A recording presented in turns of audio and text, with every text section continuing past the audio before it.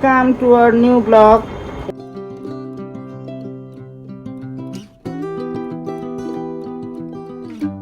Second round তেল আমের রেসিপিতে যাবো।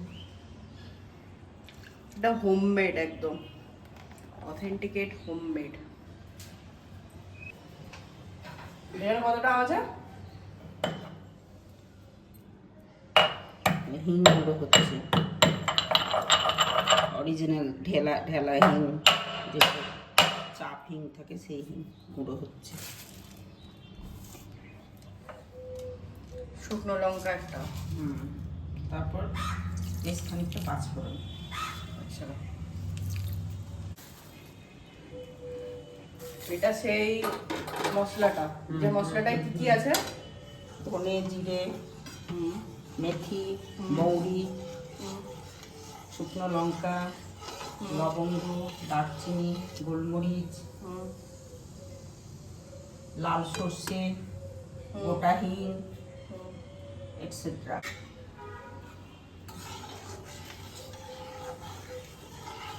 আমটা জাস্ট দেবো আর গ্যাস অফ করে দেবো। আমের মধ্যে যে 3 দিন ধরে শুকাচ্ছে, এর মধ্যে কিছু জার্ম তৈরি হয়।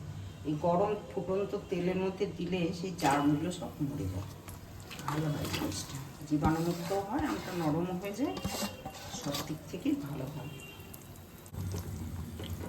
এরপর এখানে পড়বে ওই ভাজা মশলাগুলো, তার সাথে হলুদ গুঁড়ো, আলাদা করে লঙ্কা গুঁড়ো, আর বেশ কিছুটা লবণ।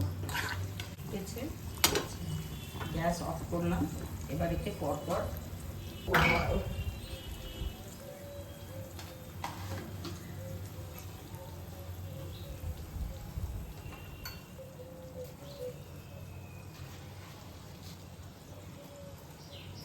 চামচ মতো আমার ছাদে তৈরি খাওয়া হলুদ এবং বাড়িতে আমার বানানো হলুদ গুঁড়োটা।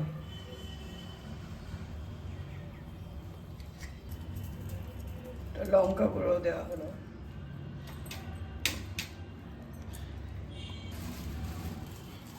খুব চটপটা আচার।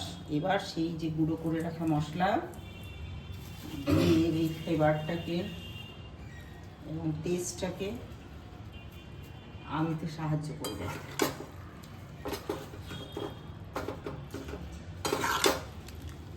কতক্ষণ এভাবে থাকবে? ঠান্ডা হলে কাঁচের ধুয়ে শিশি রোদ্রে গরম করে রেখে দিয়েছি, সার দিয়ে ধুয়ে, তারপর শিশিতে ভরে দেবো।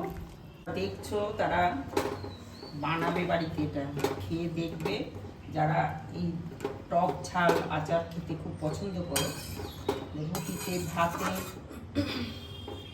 এই তেলটা মুড়িতে খেতে মেখে খুব ভালো লাগে, ভাতে, রুটিতে, পরোটাতে যাতে খাবে ভীষণ ভীষণ ভালো, যারা এটা পছন্দ করে।